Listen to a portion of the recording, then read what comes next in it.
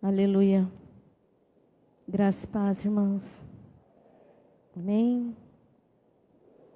Terça-feira, à noite, eu fui buscar o Rafael em Rio Preto. Não deu para eu vir no culto. Mas depois eu estava assistindo o culto online. Aí o irmão falou assim, quando o pastor me convidou, eu tremia, eu fiquei nervoso, eu tremia. Estou assim hoje, irmão. Amém? Nós vamos ler duas passagens, depois nós vamos orar. Glória a Deus. São duas passagens muito conhecidas. Muito conhecidas. Queria que os irmãos abrissem as suas Bíblias, Ezequiel 22:30.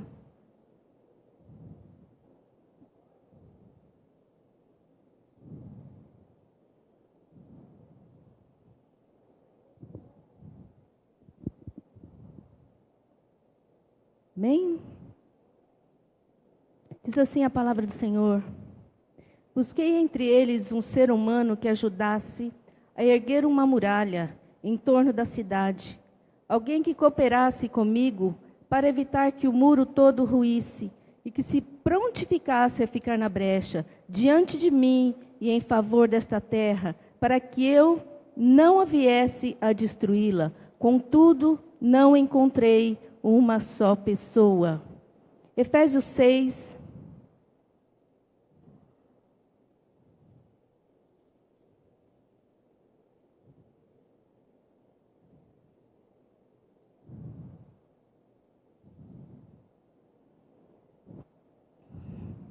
São 2 versículos só.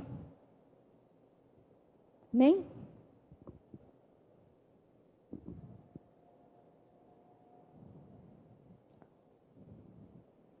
Onze e 12. Mas o mais importante que eu quero que os irmãos ouçam bem e prestem atenção é no 12. Revesti-vos de toda a armadura de Deus para que podeis ficar firmes contra toda a cilada de Satanás. Porquanto nossa luta não é contra seres humanos, e sim contra principados e potestades, contra todos os dominadores desse sistema mundial em trevas, contra todas as forças espirituais do mal nas regiões celestiais. Amém? Mesmo sentados, vamos orar, vamos falar com o Senhor. Pai querido, esta, Senhor Deus, é a sua casa, e esse é o seu povo, Senhor. Pai, o Senhor conhece todo o tempo, Senhor. O Senhor sabe, Pai, que é o tempo de urgência. É o tempo, Pai, que o Senhor tem remido, Senhor, porque, Senhor Deus, para que nenhum de nós se perca. Por isso eu te peço nesta hora, Senhor, que abra a nossa mente, abra o nosso entendimento, Senhor, para que, Senhor Deus, nós possamos compreender o que o Senhor quer falar hoje, Senhor. Me usa, Senhor Deus, somente como um vaso. Que nada, Senhor Deus, que venha de mim, nenhuma palavra, Senhor, possa atrapalhar o seu agir. Possa atrapalhar o agir do Teu Espírito Santo, Senhor. Doce Espírito Santo, venha com a sua serenidade e tome conta deste lugar nesta hora. Cerca cada um que está aqui, cerca as famílias, Senhor, cerca a família do pastor, ó Deus, com todo cuidado, Senhor amado. Guarda as vidas, guarda a mente, guarda os corações, ó Pai, em nome de Jesus Cristo de Nazaré. Amém? Aleluia. Quando o pastor me convidou para falar um pouco sobre intercessão, quando ele me convidou, primeiro eu fiquei meio, assim, não tem palavras, né? Mas eu acho que eu fiquei meio espantada. Eu acho que eu mandei um monte de carinho, um monte de coisinha para ele, pelo WhatsApp, eu fiquei meio... Mas quando eu li que era para falar sobre intercessão, o meu coração se alegrou. Aí eu fiquei a semana orando, buscando no Senhor uma palavra. Porque eu poderia fazer do meu jeito, eu poderia pegar vários textos de vários livros, fazer um ajuntado, um apanhado, e trazer aqui hoje. Eu creio que eu gostaria, mas eu acho que seria maçante e seria cansativo para vocês.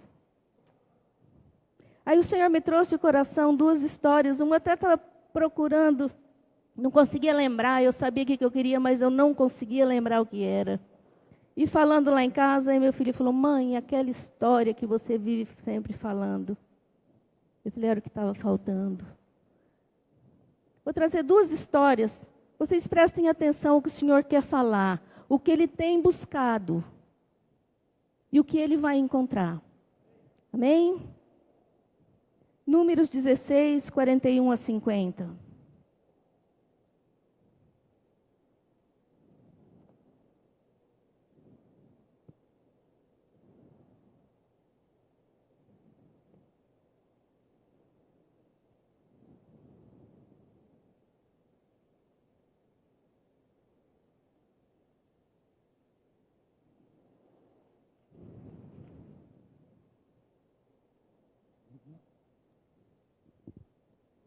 Acharam?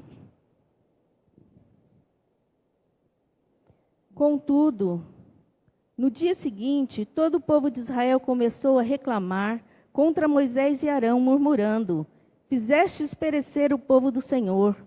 Quando, porém, o povo se ajuntou novamente contra Moisés e Arão, eis que eles se voltaram para a tenda do encontro. Repentinamente, a nuvem a cobriu e a glória do Senhor surgiu. Então Moisés e Arão se dirigiram para a tenda do encontro. E o Senhor avisou a Moisés: Ide, saí do meio desta congregação, e em um só momento os aniquilarei a todos. Contudo, eles imediatamente se atiraram sobre os seus rostos em terra. E em seguida, Moisés pediu a Arão: Toma o incensário, põe nele fogo do altar, e em cima do incenso, o incenso, e vai depressa à congregação, a fim de realizar o ritual de propiciação pelos pecados deste povo, porquanto partiu grande ira da presença do Senhor, e a mortandade já começou entre o povo.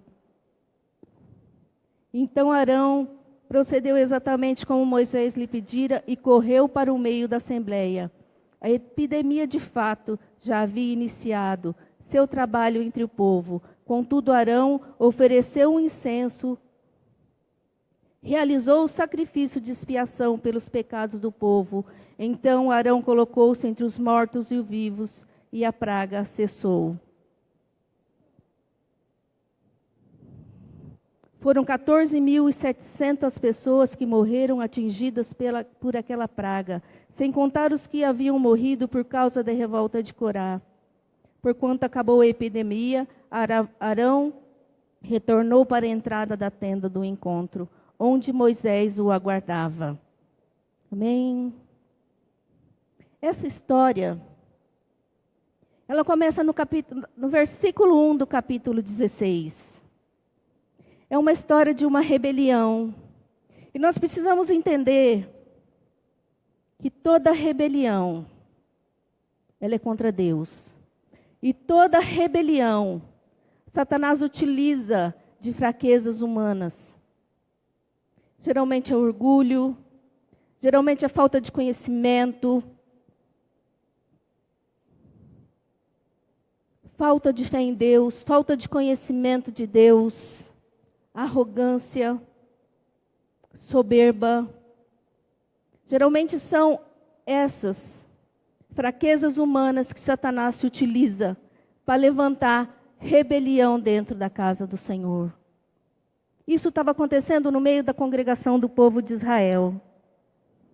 Corá, descendente dos coatitas, filho de Levi, se rebelou contra Moisés. E com ele, outros 3 rubenitas, Datã, Abirão e On. Junto com esses 4, 250 líderes de Israel se levantaram contra Moisés com seus interesses.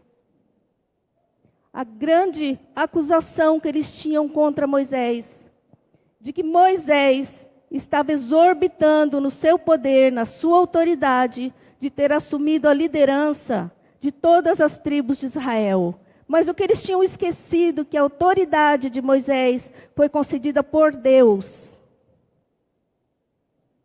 Quando Moisés ouve todas aquelas palavras. No versículo 7 do capítulo 16, vocês vão ver que Moisés propõe ali algo diferente.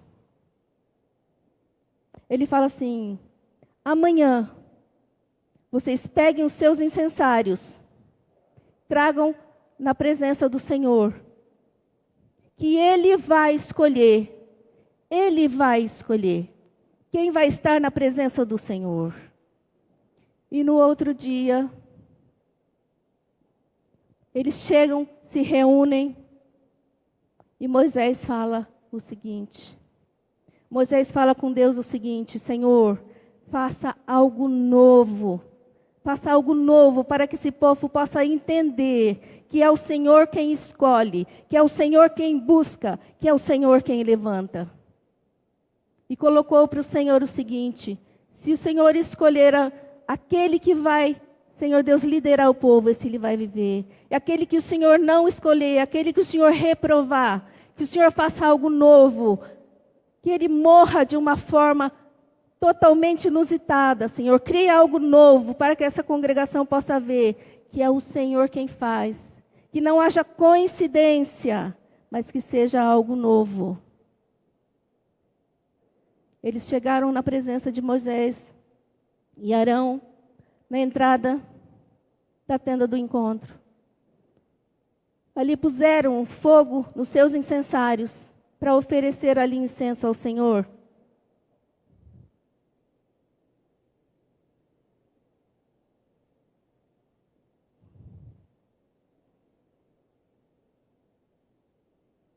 E o Senhor se irou e mandou Moisés e Arão sair do meio daquela congregação, que ele ia exterminar aquele povo. Moisés e Arão mais uma vez intercedem por aquele povo. E o Senhor fala: então saiam de perto desses três. Quando eles saíram de perto, a terra se abriu.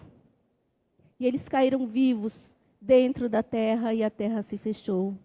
E aqueles 250 líderes que estavam seguindo aquela rebelião, veio o fogo dos céus e consumiu eles vivos.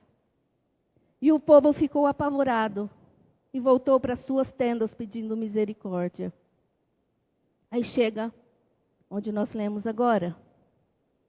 No outro dia, o povo já tinha se esquecido do que Deus tinha feito ali no dia anterior. No outro dia, o povo novamente se levanta contra Moisés e Arão, acusando novamente que o povo tinha perecido por culpa deles. E vem o Senhor ali com outro decreto. Sai do meio deles. Sai do meio deles, porque eu vou exterminá-los. Moisés mais uma vez pede misericórdia. E manda Arão fazer sacrifício de expiação pelo pecado do povo. Pegar o seu incensário, pôr fogo no altar. E sobre aquele incensário, colocar ali um incenso. Sobre aquele fogo, colocar um incenso. Arão correu, fez o sacrifício, pegou o seu incensário, colocou fogo do altar, colocou incenso sobre o fogo. E aquele incenso chegou nas narinas do Senhor. E aquela praga que Deus havia permitido vir sobre o povo, já havia matado 14.000. Quando Arão se coloca entre os vivos e os mortos, a praga cessa. Toda rebelião, todo pecado, toda carnalidade, ela abre brechas espirituais no meio da congregação, no meio do povo de Deus. Abre brechas. Ali houve uma brecha espiritual, onde Arão fechou com a vida dele. Se Arão não tivesse com a vida dele no altar, aquele espírito de morte que foi liberado, teria também levado Arão e levado toda aquela congregação. Mas como Arão era um intercessor, a praga parou. Ele se colocou ali entre os vivos e os mortos, e a praga cessou. A ira do Senhor cessou e ele não destruiu aquele povo.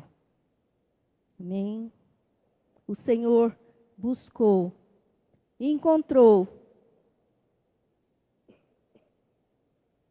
alguém que reparasse as brechas no meio daquele arraial. Amém? A segunda história que eu queria que vocês encontrassem aí. Jeremias.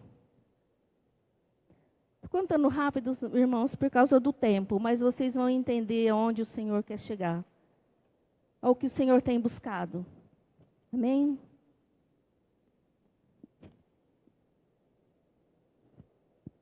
Jeremias 52.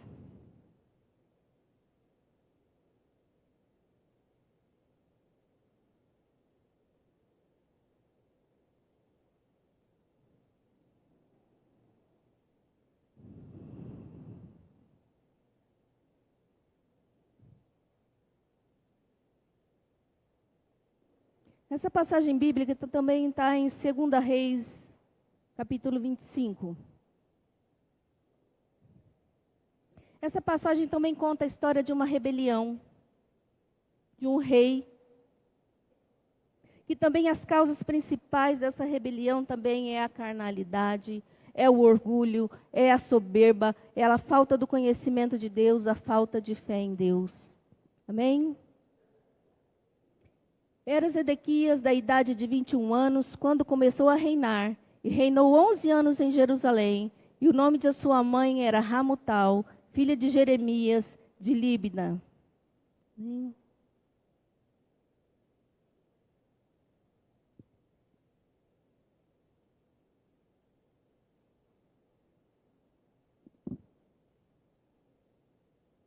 Mas Zedequias agiu de modo reprovável em relação à palavra do Senhor, do mesmo modo como procedeu Jeoaquim. A ira de Yahvé, então, havia então sido insistentemente provocada em toda Jerusalém e Judá, de tal maneira que ele teve que castigá-los, afastando-os da sua presença e enviando-os ao exílio. No 9º ano do seu reinado, no 10º dia do 10º mês, Nabucodonosor, rei da Babilônia, e todo o seu exército atacaram violentamente a cidade de Jerusalém, sitiaram-na e ergueram muralhas de ataque ao seu redor. Deste modo, a cidade ficou totalmente cercada até o 11º ano do rei Zedequias. Então, quando chegou ao 9º dia do 4º mês, o estado de fome entre o povo era desesperador, pois já não havia absolutamente nada que pudesse servir de alimento. E aconteceu que uma brecha no muro da cidade foi aberta pelo inimigo. O rei e todos os soldados fugiram, abandonando a cidade durante a noite, caminhando na direção do jardim real, pela porta que ficava entre os dois muros. Embora os babilônios estivessem cuidadosamente cercado toda a cidade, foram para Arabá, no vale do Jordão. Essa história, ela é um pouco diferente da que nós lemos agora, né? Aqui a cidade foi cercada. Deus permitiu que o rei da Babilônia viesse, cercasse a cidade, levantasse ali. Tem versões que falam tranqueiras, tem versões que falam ali torres, para derrubar o muro da cidade, para fazer brechas, para fazer fendas no muro da cidade. E quando ele conseguiu abrir uma brecha no muro daquela cidade, para invadir aquela cidade, o exército fugiu. Não ficou um soldado dentro daquela cidade. O rei fugiu. Os filhos do rei fugiram. Ficaram o povo, os pobres, aqueles que não tinham condição de fugir, ficaram ali. Mas o que aconteceu? o exército babilônico seguiu o rei, perseguiu o rei, capturou o rei e seus filhos e os nobres. Os filhos do rei foram assassinados e os olhos do rei foram vazados.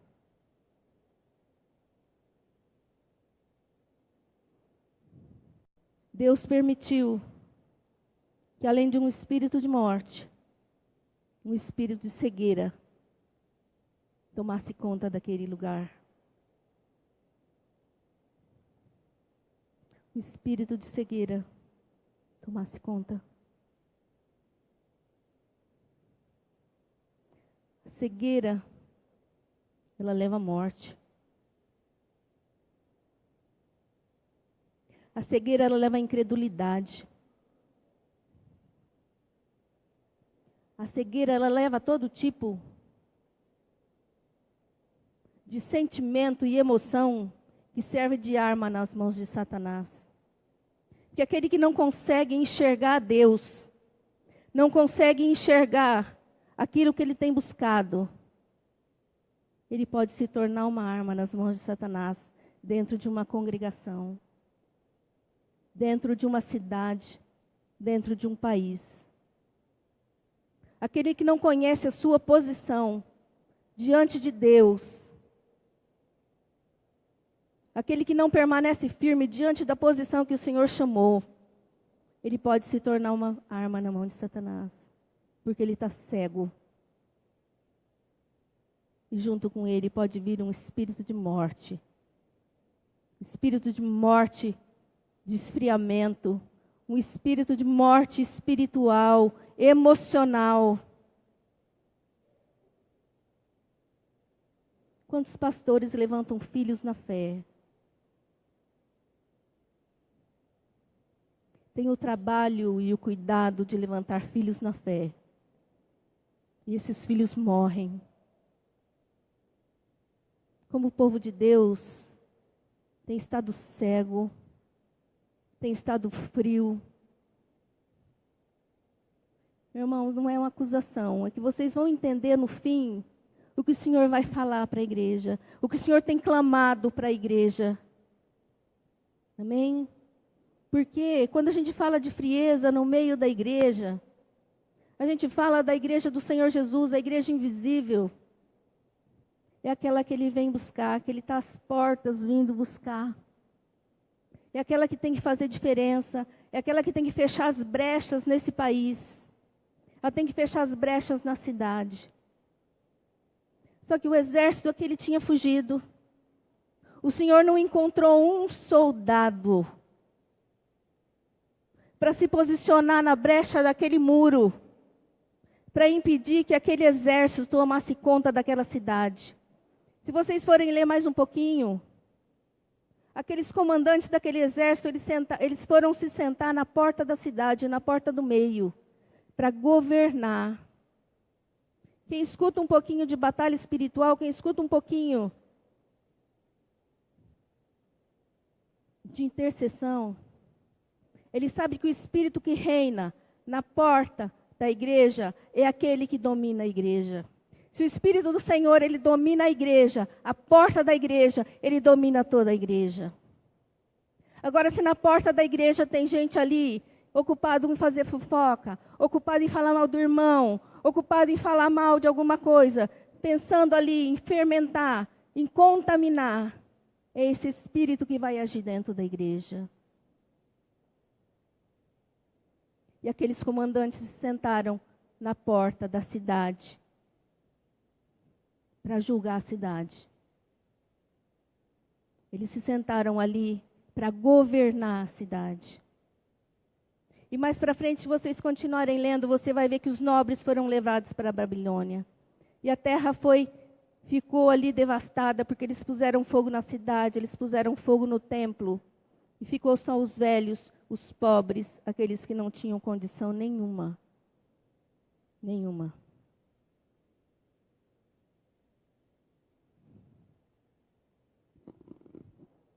Vem. Mas agora vai começar a parte boa.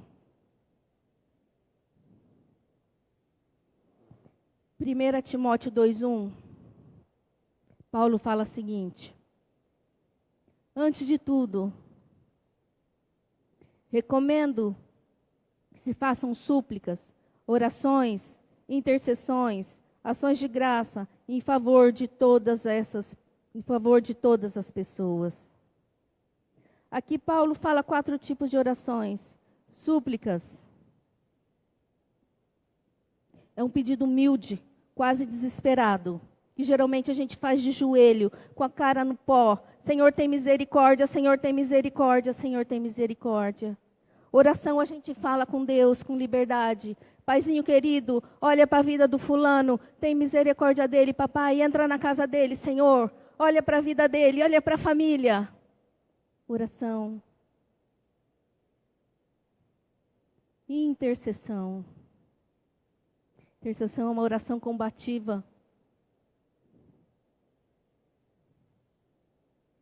É uma oração onde a gente vai estar na presença do Senhor, mas também vai estar ali, segurando, fechando a brecha na vida do irmão, para que algum tipo de espírito de cegueira, algum tipo de espírito de morte, não venha entrar na casa dele, não venha entrar na família dele, não venha entrar no trabalho, na firma dele, não venha entrar na igreja. Oração intercessória, que muitas vezes a gente confunde com a oração.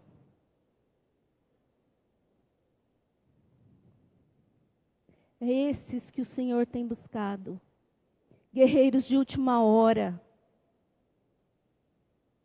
guerreiros que amam a vida do irmão. Porque se eu digo que eu amo a Deus que eu não vejo, e não amo a vida do irmão que eu vejo, eu sou mentirosa. Então, se eu falo que eu amo a Deus, eu tenho que amar a vida do meu irmão. E eu tenho que me colocar na brecha pela vida dele. Eu tenho que falar, Senhor, eu estou aqui pela vida do meu irmão. Eu estou aqui pela vida do meu pastor. Eu estou aqui pela vida da minha igreja. Mas, Satanás, você não vai agir. Você não vai tocar. Você não vai arrancar. Porque o Senhor salvou. Porque o Senhor quem trouxe para a presença dele.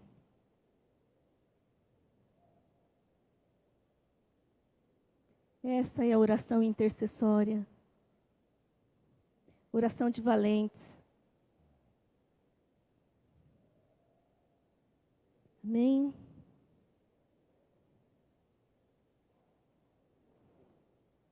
Filipenses, Efésios 2, foi aquilo que eu vi.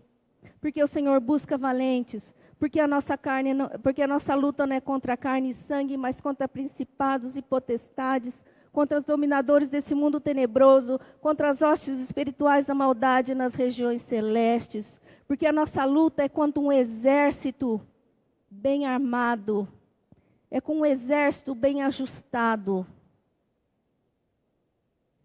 que só se dobra diante do nome de Jesus Cristo. Que só se dobra diante do nome daquele que nós carregamos. Que só se dobra diante daquele poder. Amém? Glória a Deus. Queria que os irmãos abrissem sua Bíblia e prestem bastante atenção nisso. Bastante atenção. Deuteronômio 21:9. Há uns tempos atrás, tinha na televisão um seriado chamado Combate. Não sei aqui se alguém assistiu. Muito antigo. Bem antigo. Meu pai gostava muito de assistir. Eu lembro dele porque meu pai gostava de assistir. Assistiu? Meu pai gostava de assistir aquele combate, aquele seriado. E aquele seriado mostrava o dia a dia dentro de eu não sei os termos técnicos ali, mas de um pelotão que estava na guerra. Todo dia tinha um capítulo e mostrava aquele dia dentro daquele pelotão. Eu lembro mais ou menos E eu comparo aqui com esse texto de Deuteronômio. Porque no meio de uma guerra, a pessoa ela tem que estar totalmente ali, como é que fala? Acostumada ali, interagir bem com a arma que ela carrega. Ela tem que estar ali, conhecer intimamente a arma que ela carrega. Porque na hora que ela precisar, aquela arma não pode falhar. E Deuteronômio 20 chama a lei da guerra e dos soldados. Aí o Senhor coloca algumas coisas ali como lei. Porque o coração do soldado não podia estar ali na vinha que ele tivesse plantado, não podia estar na casa que ele construído, não podia estar ali no coração dele, no noivado que ele tinha acabado de contrair. Ele não podia ser um covarde. Tinha algumas leis ali. Mas o soldado tinha que ter absoluta certeza que o Deus que estava levando ele para aquela guerra era o mesmo Deus que tirou ele do Egito. É o mesmo Deus que lutou uma guerra por ele. É o mesmo Deus que fez ele atravessar o Mar Vermelho. Foi o mesmo Deus que fez ele atravessar o Rio Jordão. O soldado tinha que trazer na memória dele que esse Deus era o que estava indo à frente. E é o que estava chamando ele para aquela guerra. Estava chamando ele para aquela batalha. Ele tinha que trazer na memória esse Deus. E ter certeza que esse Deus ia com ele. Que ia na frente dele. Que aquela guerra não era dele. Era do Deus que ele servia. Quando a gente fala em intercessão, não sei se aqui tem, porque eu nunca participei de intercessão, mas nos outros ministérios que eu participei, toda vez que falava de intercessão, a primeira coisa que as pessoas perguntavam, mas tem retaliação? Tem retaliação? Nossa! Quando a gente entra numa guerra, a gente sempre vai se ferir um pouco. A gente sempre vai se machucar um pouco. E alguma coisa nossa, o inimigo pode até levar de despojo. Mas Deus é todo poderoso para nos restituir aquilo que o inimigo tentou levar de despojo. Ele pode até tentar tocar, mas o Senhor fala que não, porque eu estou na frente da batalha. Amém? Quando eu estava no outro ministério, a gente vivia fazendo campanha de oração. E tinha muitos problemas espirituais. Então a gente começou a fazer assim, 10 dias de campanha, 20 dias de campanha, 30 dias de campanha, chegamos a 45 dias de campanha. E sempre tinha um relógio de oração. E eram as 24 horas fechadas. E tinha gente que só orava meia hora por dia, porque estava faltando hora para tanta gente querer orar. E cada dia era um que jejuava. Da meia-noite ao meio-dia, jejum absoluto, da meio-dia às 6. Água e fruta. E numa dessas campanhas, foi a época que o Rafael estava fazendo o vestibular. E eu lembro que foi, não lembro se foi a primeira...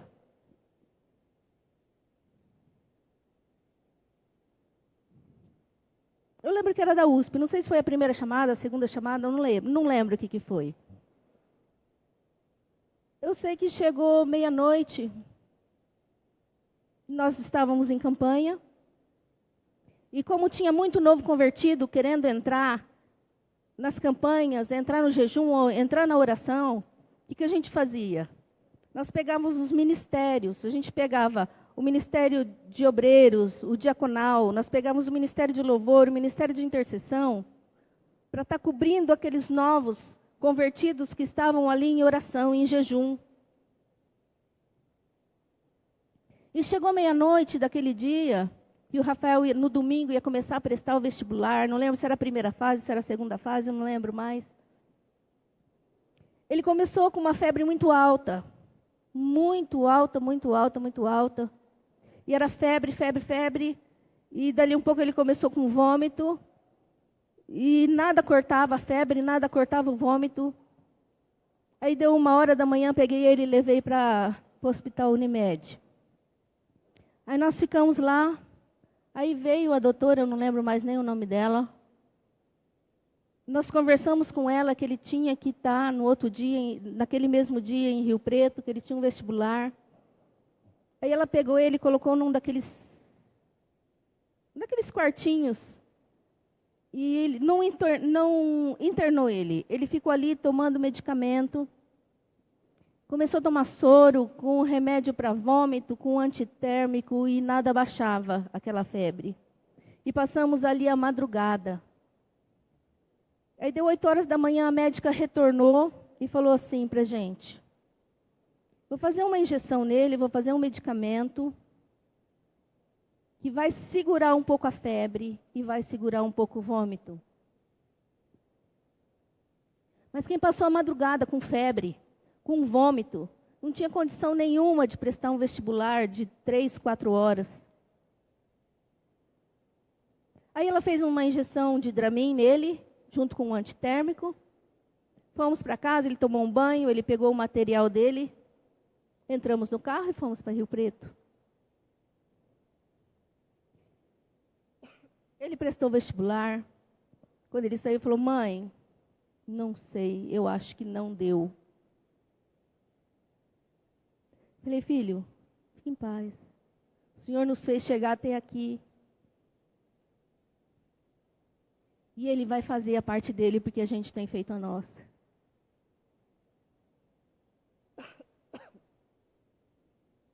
Quando saiu o resultado do vestibular, o nome dele estava lá. Sem ter condição nenhuma de fazer uma prova longa, extensa, puxada. O nome dele estava lá.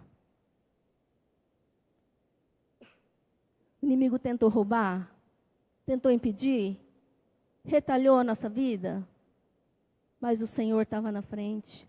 E tudo que ele tentou tirar, o Senhor nos deu de volta. A nossa vida sofreu retaliação em todas as áreas. Não teve uma área, se você conversar com meu marido, com o meu filho, não teve uma área na nossa vida que não sofreu retaliação. Mas eu creio que o Senhor é poderoso? Não. Eu creio que o Senhor é todo-poderoso. Eu creio que todo o poder está na mão dele. Que tudo que o inimigo tenta fazer, ele não tem êxito. Porque o Senhor, Ele é todo poderoso para curar, para restaurar e para restituir tudo aquilo que o inimigo tenta fazer na nossa vida. Amém? Glória a Deus. Eu deixei por último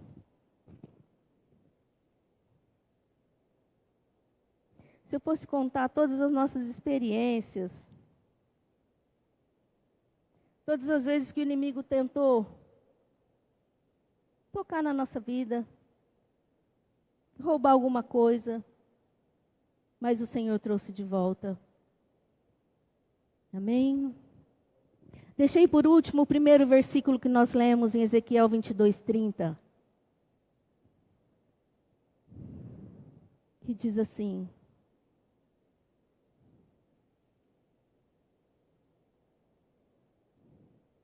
busquei entre eles um ser humano que ajudasse a erguer uma muralha em torno da cidade.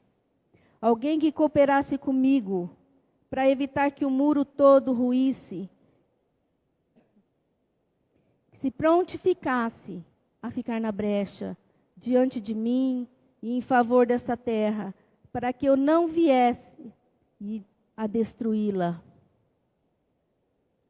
Contudo, não encontrei uma só pessoa. Esse texto fala de destruição. mas também fala de cooperar com Deus. Quando nós entramos na brecha, nós estamos cooperando com Deus. Nós não estamos sozinhos. Quem faz é o Senhor, a gente só coopera com Ele. A gente só coopera com Ele. E aqui ele diz assim: busquei alguém. No Novo Testamento, para a mulher samaritana, no poço de Jacó, ele diz assim: Deus procura adoradores. Aqui diz o seguinte: busquei, procurei alguém. Assim como Deus procura adoradores, Ele procura pessoas que possam estar na brecha para cooperar com Ele.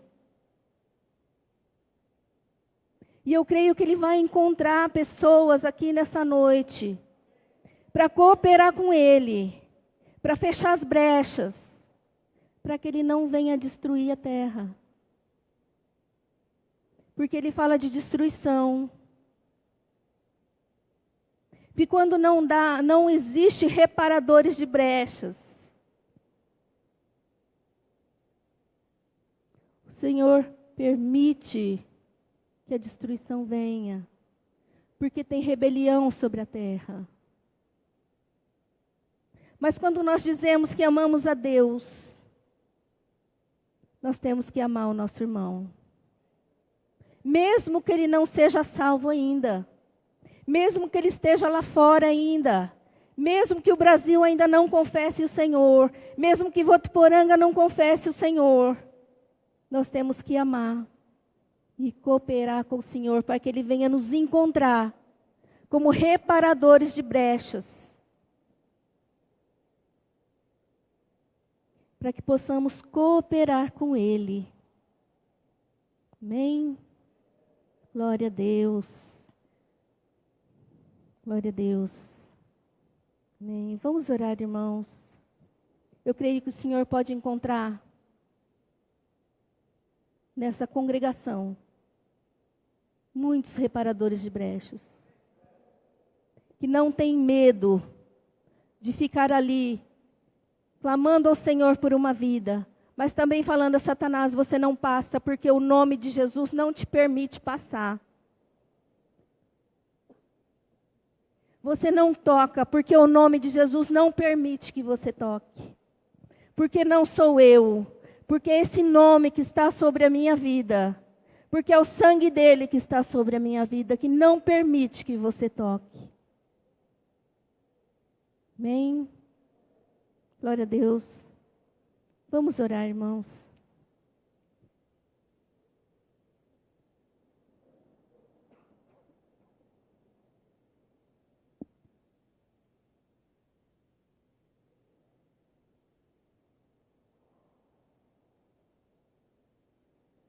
Pai maravilhoso e santo, a sua congregação, Pai, está diante dos teus olhos, ó Deus. E os teus olhos têm passado por essa terra, Senhor, e têm buscado, Pai, reparadores de brechas, Senhor. Tem buscado aqueles, ó Pai, que se posicionam diante de fendas de muros derrubados, Senhor, de muros destruídos, ó Pai. Mas para cooperar contigo, Senhor, para estar ali por amor a Deus, diante de uma destruição, diante de um espírito de cegueira, diante de um espírito de morte, diante de um espírito de frieza, diante de um espírito, Senhor Deus, que endurece a sua casa, a sua igreja, uma nação, uma cidade, Paizinho querido, para proclamar, Senhor, a sua voz, para proclamar, Senhor Deus, a sua vontade, até que o país, a cidade, Senhor, e a congregação confesse o teu santo nome, Senhor Jesus. Eu creio que o Senhor tem buscado, e o Senhor tem encontrado, Senhor, corações, tem encontrado, Pai, pessoas, reparadores de brechas, ó Deus. Levanta reparadores de brechas, ó Pai, nesse tempo de urgência, nesse tempo mau, nesse tempo, Senhor, onde o Senhor quer derramar, Pai, um grande avivamento. Mas para isso, Senhor, o Senhor precisa encontrar reparadores de brechas. Corações que amem, Senhor. Corações que amem sem limites, ó Deus. Porque um dia eles disseram que te ama, Pai. Um dia eles disseram que amam Deus, que não veem, Senhor. Mas porque não veem, ó Pai, eles também amam um irmão que vê. Porque naquele irmão está a sua presença. Porque naquele irmão, ó Pai, o Senhor enviou o seu filho para morrer por ele também. Porque o sangue do seu filho foi derramado por ele também, Senhor. Nos encontra, Senhor. Nos encontra como reparadores de brechas. Nos encontra como cooperadores, ó Deus. Obrigado, Pai, por essa oportunidade, Senhor, de mais uma vez, o privilégio de falar, ó Pai, daquilo que eu amo. Daquilo que o Senhor colocou no meu coração, ó Deus. Reparar brechas, Senhor. Libertar cativos. Curar enfermos, ó Deus. Levanta pessoas dessa forma, Pai. Que o coração arde por essas coisas, Senhor. Que o coração queima e clama, Pai. Levanta, Senhor. Levanta reparadores de brechas, ó Papai. Eu te louvo e te agradeço no nome de Jesus. Amém. Aleluia. Glória a Deus.